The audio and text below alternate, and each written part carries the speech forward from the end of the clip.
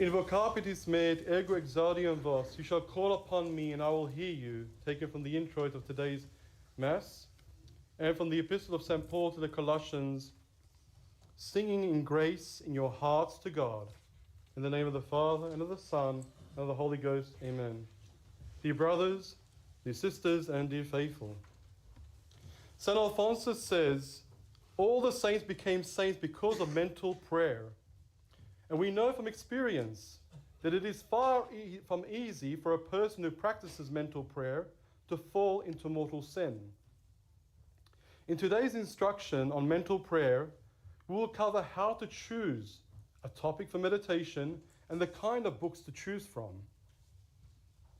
First, as to which subjects to meditate on.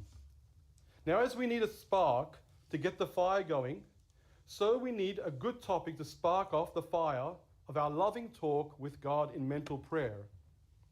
Remember, the essence or heart of mental prayer is a cry from the heart to God without any formulas, pouring out your soul to God. However, God does instruct us on what subjects to always have in mind when we meditate. He says, the Holy Spirit says, in all thy works remember thy last end, and thou shalt never sin. Whoever often meditates on the four last things, namely death, judgment, and the eternity of hell and paradise, will not fall into sin. This means God is telling us that our souls will get naturally immunized against falling into sin. And even one good shot, a true vaccine of those eternal truth, meditated on is enough to immunize us against sin. These revealed truths are not seen with the eyes, and the soul only can perceive them. So if we don't meditate on them, they vanish from our minds.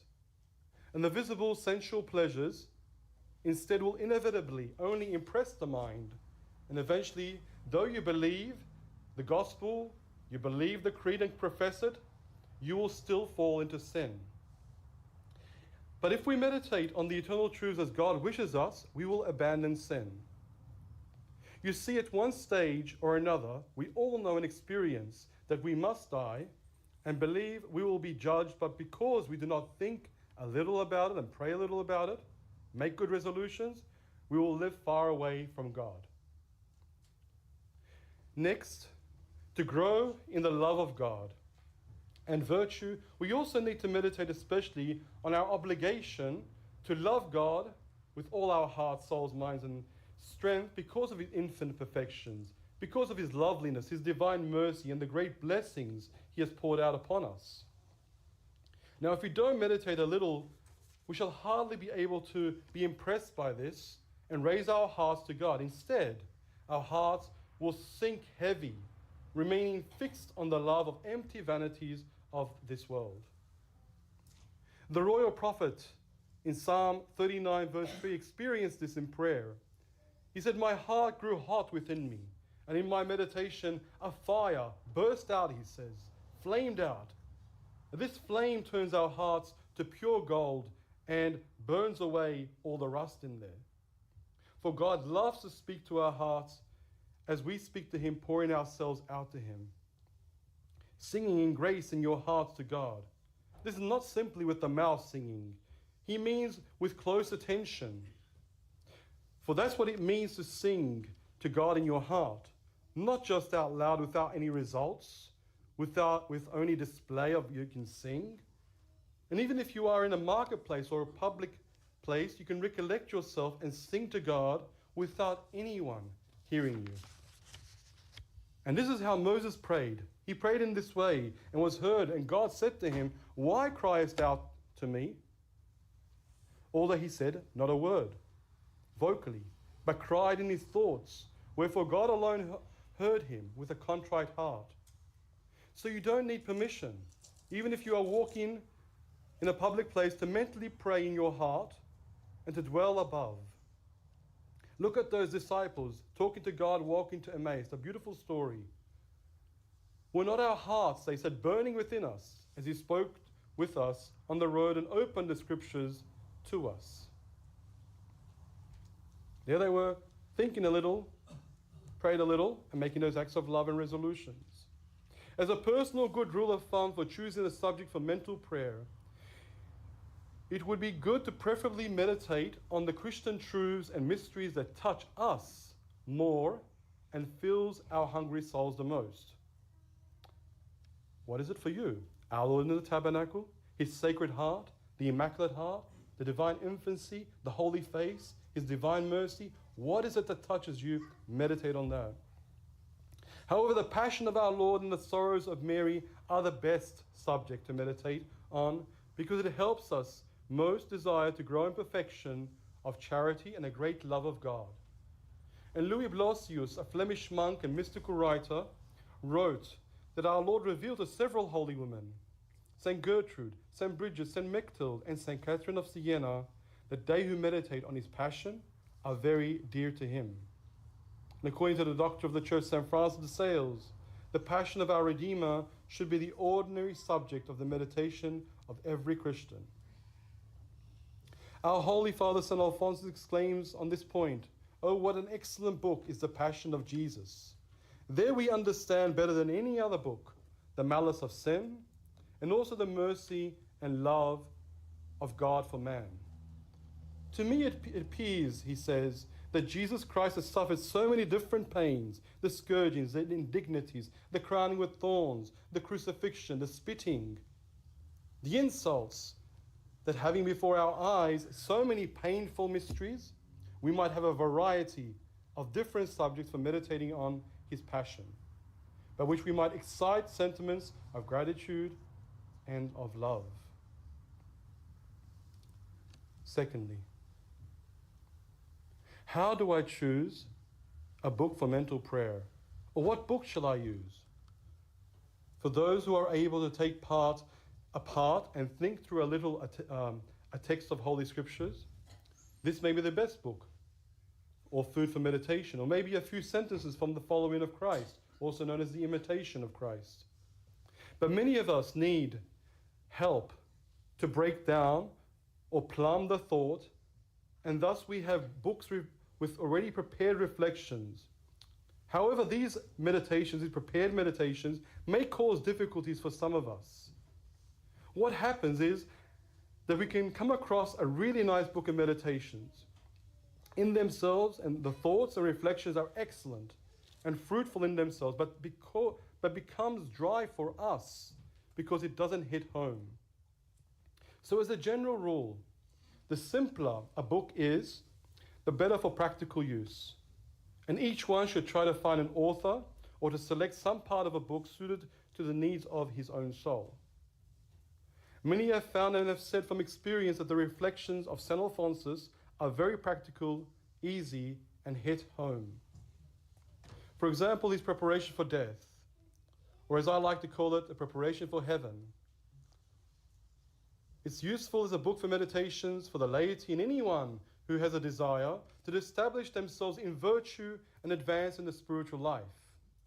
This book is a great tool to teach us how to meditate and gives us the eternal truths to meditate on, and reminds us to ask for two important graces, the graces of perseverance and of divine love. And St. Alphonsus, in his introduction to this book, says, please don't feel tedious because I keep on repeating, asking for these same graces. He asks them in hundreds of different ways because he says these two graces, perseverance and the gift of divine love, are the most necessary for the attainment of eternal salvation. I also would recommend the way to converse continually and familiarly with God. This is an excellent little booklet we republished to help souls in mental prayer. In it we learn the many ways to converse with God, always throughout the day and for the rest of our life, as taught by this great doctor of prayer, St. Alphonsus. Also, the way of salvation and perfection is another excellent little work because St. Alphonsus gives in it the science of the saints, just as the science of medicine, a science of the earth, and on. There is science, is a science, a collection of saints. The science of the saints is called. And each reflection in this book is enough food for thought to strengthen the life of the soul, and each person can take a daily dose that agrees with their spiritual temperament. Now, if you come across one thought that strikes your mind, remember, that's the spark. That's all it is. You just need a spark. You don't need to study it and go over it. No, I forgot about. No, just that's the spark. It's lit the fire. Go with it. Immediately close your book, and look like a good bee, extract as much as you can from that flower, and strive to produce from the heart the sweet honey of loving acts of affection to God, knocking on the door of God's heart again and again for many blessings, petitions, and firmly making resolutions to saving your soul and becoming saints. Simply put, if the thought suggested by a book enables you thus to pray and to resolve, it has done its job. And you don't need to stress about how you are to pour out your heart to God in acts of love and how you form your resolution. You don't have to be concerned if you are all over the place. It doesn't matter. The thoughts can be all over the place, not connected with the next thought. Just pour your heart to Him. Talk to Him with love. That's what He wants to hear. And He'll talk to you affectionately. God will guide you, and He will speak with affection to your heart, as long as you peacefully make continuous acts of the love of God, petitions and resolutions. The subjects chosen and the book used have done their job. In conclusion, dear brothers, dear sisters, and dear faithful, I encourage you to choose the eternal truths from your menu of revealed Christian truths to meditate on as the principal subjects for mental prayer, because God tells us in the book of Ecclesiasticus, the book of Sirach, whoever often meditates on the four last things, namely death, judgment, the eternity of hell and paradise, will not fall into sin.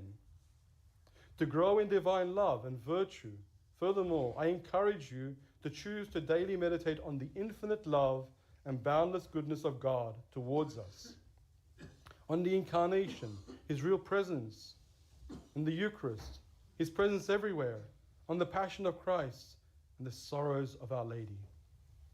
These topics will help us daily grow in the love of Jesus Christ, our God, because the first means to love Jesus Christ is mental prayer. For in it we engage in a loving conversation from our hearts, in our own words with God. We pour out our hearts to Him and sing in grace in our hearts to God. I propose you to also choose a simple book for meditation, because it will be most practical to use. Try to find an author or to select some parts out of a book suited to the needs of your soul. I would recommend the books of our Holy Father, St. Alphonsus, a doctor of prayer, because the reflections are very practical, easy, and hit home. In the next instruction, I'll explain an easy, simple way of how to make mental prayer.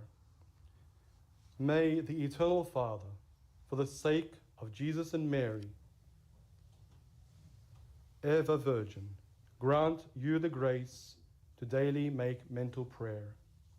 May Our Lady, the Queen of the interior life, help us daily make mental prayer on the eternal truths and the passion of Christ, so we may be immunized against sin and grow in virtue and the love of Jesus, so necessary for the eternal salvation of your souls and to become saints. You shall call upon me, and I will hear you, and sing in grace in your hearts to God. In the name of the Father, and of the Son, and the Holy Ghost. Amen.